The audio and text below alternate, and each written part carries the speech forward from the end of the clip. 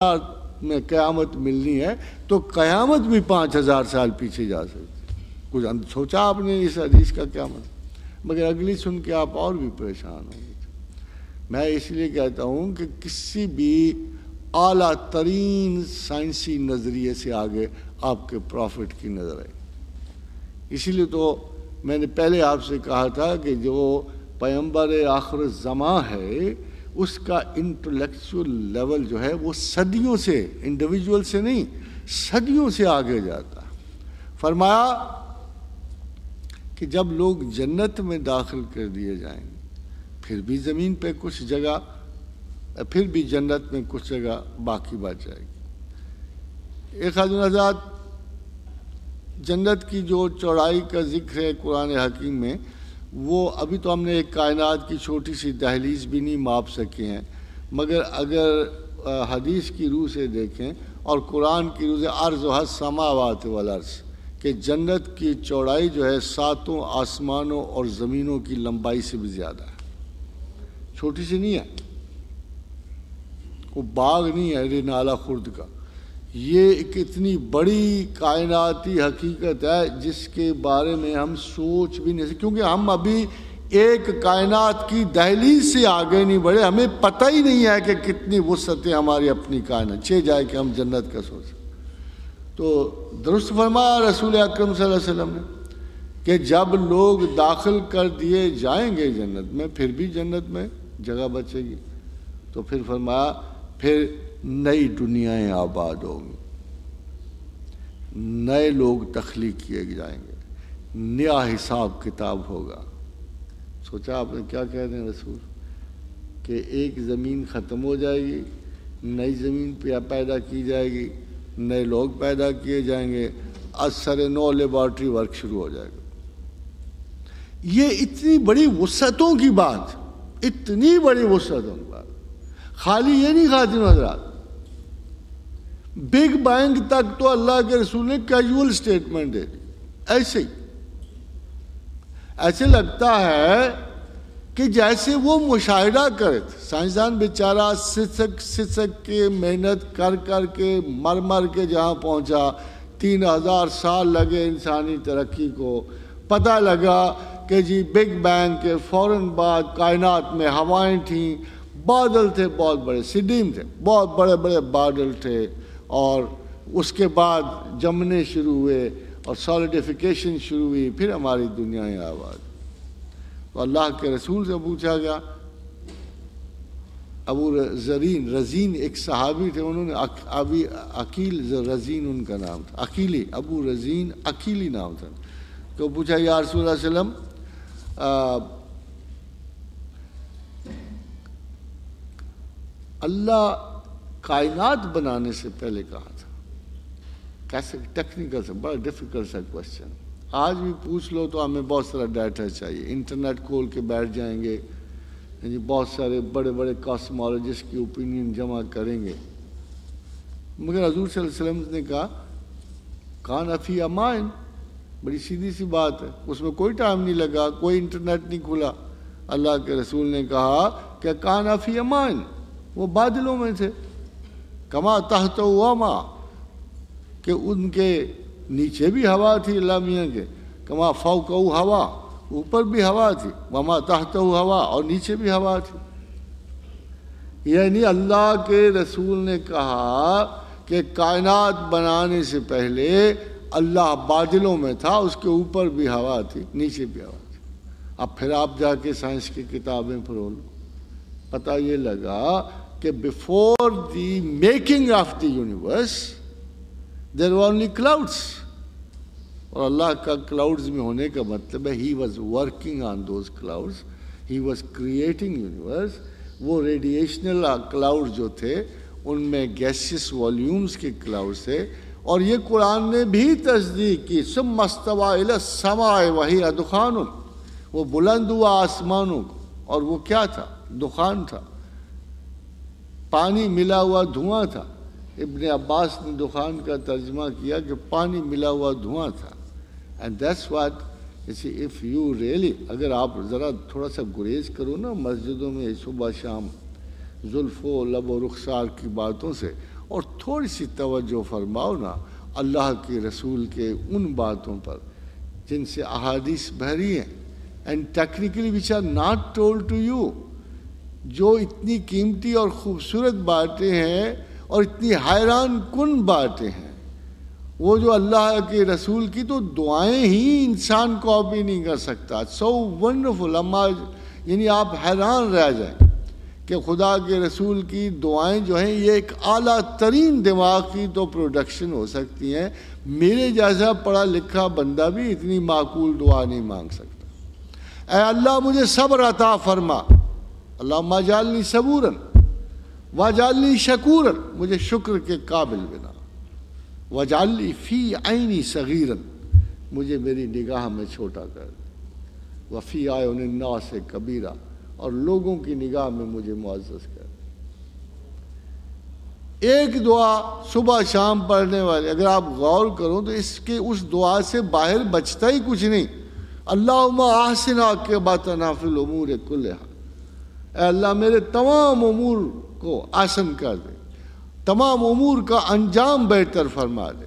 وَأَجِرْنَا مِنْ خِزْيِ الدُّنْيَا وَعَذَابِ الْآخِرَةِ، اور مجھے دنیا کی رسوائی اور آخرت کے عذاب سے بچا. بھلا اس کے علاوہ ہے کیا جس سے آپ نے پناہ مانگی؟ چھوٹی ایک ہلکی پھلکی بھی دعا جو رسول اللہ صلی اللہ علیہ وسلم کی اتنی بھرپور اور مکمل ہے کہ شاید ایک بہت بڑا گروپ مل کے اگر اسے کہا جائے انٹلیکچوئلز کا بھئی ایک مناسب دعا بنا دو جس میں دین و دنیا آ جائے، they may take a year or finally they may come out with a good statement. مگر یقین کرو کہ رسول اکرم صلی اللہ علیہ وسلم کی تمام، میں ان کا بعض اوقات حیران ہو جاتا ہوں کہ ایک جملہ اتنا بلیغ اور خوبصورت ہے. آپ خیبر والوں کے سامنے اترے، پھر ایک جملہ فرمایا، اور مجھے نہیں احساس کہ اس سے بہتر اور خوبصورت جملہ، اس سے زیادہ مؤثر اور مکمل جملہ میں نے پورے ادب عالم میں سنا. کہ جب کھڑے ہوئے تو فرمایا بری ہے ڈرائے گئوں کی سحر. چھوٹا سا جملہ. جب آپ خیبر کے سامنے اترے تو آپ نے کہا کہ بری ہے ڈرائے گئوں کی سحر، کہ ان پہ جو آج صبح طلوع ہو رہی ہے کیا بدقسمتی ہے، کتنا خوف ہوگا کہ یہ آج پیغمبر خدا سے لڑ رہے ہیں، محمد رسول اللہ سے لڑ رہے ہیں، آج یہ اللہ سے لڑ رہے ہیں، اللہ کے رسول سے لڑ رہے ہیں. آج سے بری صبح ان پہ کون سی چڑھنی ہے، کون سا وقت اس پہ زیادہ آئے گا؟ فرمایا بری ہے ڈرائے گئوں کی سحر. ایک فکرہ، ایک جملہ رسول اللہ صلی اللہ علیہ وسلم کا وہ آپ کو بلوغت فکر و نظر دیتا ہے. But what do we study؟ کیا جان ملٹن کے چند اقوال، یا بودلیر کی کچھ باتیں، یون پال سارتھ کی اقوال. We are so proud of quoting. کیا ہمیں اپنے اثاثہ علمی کی خبر نہیں ہے؟ بخدا اگر سارا ادب نہ پڑھو، صرف قرآن پڑھ لو اور حدیث پڑھ لو. اور دیکھو عجیب بات یہ ہے کہ ایک تو ان لوگوں نے یہ کام کیا کہ توجہات ہی ہٹا دیں قرآن و حدیث سے، دوسرے ان باتوں کو مشکوک کر دیا. کسی نے کہا حدیث میں یہ خرابی ہے، کسی نے کہا قرآن کی یہ آیت مشکوک ہے. یعنی بجائے ہمارے اثاثہ علمی کی تعریف کرنے کے یا اس پر بینک کرنے کے. خاتون حضرات آپ کو حیرانی تو ہوگی یہ بات سن کر کہ پورے کا پورا اسلامی قانون صرف 20% بیسڈ ہے قرآن پر، 80% حدیث پہ بیسڈ ہے. بھائی حدیث نکال کے آپ کون سے قوانین بنا لو گے؟ حدیث کو چھوڑ کے ترک حدیث کے بعد آپ کی شریعہ کون سی رہ جائے گی؟ اسلام کون سا رہ جائے گا؟ صرف 20% law of Islam is based on the Quran and 80% is based on the law of حدیث. اگر آپ غور کرو تو انسانی زندگی کے کردار میں بھی اتنی پرسنٹیج 20% is based on عبادت ظاہرہ اور 80% از بیسڈ جو آپ کی داخلی عبادت. مگر اس داخلی عبادت کی خبر جو ہے آپ کو حدیث رسول سے ملتی ہے اور کسی شے سے نہیں ملتی. باب الایمان میں جب اصحاب نے عرض کی یا رسول اللہ نماز میں وساوس بڑے آتے ہیں، فرمایا عین ایمان ہے. خادم حضرات کسی اور شخص کے پاس چلے جائے تو آپ کے بہت سارے کمپلیکس نکال کے ہاتھ میں پکڑا دے گا. آپ کو بتائے گا کہ تم میں یہ نقص ہے، یہ نقص ہے، تم اس کمپلیکس کو سفر کرو. مگر حضور نے فرمایا عین ایمان ہے، کیونکہ ایک محفوظ جگہ، ایک سب سے اعلیٰ جگہ، ایک عبادت کی جگہ ہی شیطان زیادہ وارد ہو سکتا ہے. بازار میں اس نے کاہے کو چھیڑنا ہے آپ کو، جہاں پہلے آپ جھوٹ بول رہے ہو، جہاں پہلے برائیوں میں مصروف ہو. ظاہر ہے کہ جب آپ نماز میں کھڑے ہو گئے تو اسی قلعے پہ وہ بھی حملہ آور ہوگا. اس لیے آپ نے فرمایا گھبرانا نہیں، بس اتنا اس کو کہہ دو جو مرضی کر لے، میں نہیں نماز چھوڑوں، بس میں نے پڑھ کے ہی ہٹنا. وہ اپنے آپ چلا جائے گا. اس کو تو صرف کام یہ ہے کہ وسوسے پیدا کر کے ایک انٹلیکچوئل کو یہ فریب دے کہ بھائی فائدہ ہی کوئی نہیں ایسی نماز پڑھنے کا. وہ یہی کہتے نا آپ سے، کیا فائدہ ایسی نماز پڑھنے کا، دماغ پتہ نہیں یہ سوچ رہا تھا وہ سوچ رہا تھا. مگر حضور کے جملے نے بالکل واضح کر دیا.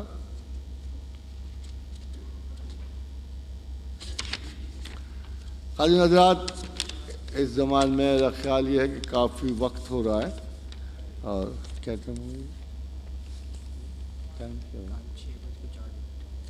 اور مجھے اثر بھی جاتی ہوئی لگتی ہے. تو میں اب ایک آخری حدیث ہے کہ رسول اکرم صلی اللہ علیہ وسلم نے فرمایا میرا اور اپنا حال دیکھ لو. ویسے سر سوچئے گا حال تو بالکل وہی ہے آج کل کہ میں نے دیکھا کہ میں آگ کے گڑھوں کے قریب بہت سارے لوگ میری امت کے لوگ کھڑے ہیں اور میں ان کے دامن پکڑ کے کمر پکڑ پیچھے گھسیٹ رہا ہوں اور وہ چھلانگیں لگا کر آگے ڈوبنے کی کوشش کرتے ہیں. کہ میرا حال میری امت کے ساتھ یہ ہے کہ آگ کے گڑھوں کے گرد یہ کھڑے ہیں اور ان میں کودنے کو مشتعل ہو رہے ہیں اور میں زور لگا رہا ہوں ان کو پیچھے کھینچنے.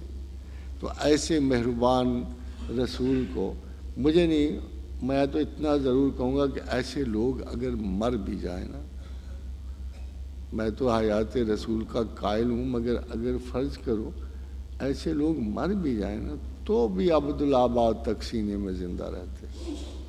چھ جائے کہ جن کی زندگی کی شہادت پروردگار دیتا. اگر شہید زندہ ہے تو شہید اس امت میں کچھ ایک درجہ ہے، کوئی ٹوٹل نہیں ہے. شہید سے کچھ بڑے درجے بھی. شہید کے اوپر یعنی اصحاب رضوان بھی، شہید کے اوپر اصحاب بدر بھی، شہید کے اوپر عشرہ مبشرہ بھی، شہید کے اوپر خلفائے چہار بھی ہیں، اوپر رسول اللہ صلی اللہ علیہ وسلم بھی ہیں. اگر اس امت کا 7ویں درجے کا شہری زندہ ہے بقول قرآن کے تو رسول کیا فوت ہو گئے ہوں گے. مر جانا، دنیا سے اوجھل ہو جانا، ایک انداز زندگی کو ترک کر دینا یہ اور بات ہے. مگر اس قسم کے الزام لگانا، میں تو عرض کر رہا ہوں کہ انسان 6 ارب سال سے زندہ چلا رہا ہے، آگے بھی 6 ارب سال زندہ رہے گا. یہ ایک دھوکہ، یہ موت ہے جس میں ہم الجھ کے رہ گئے.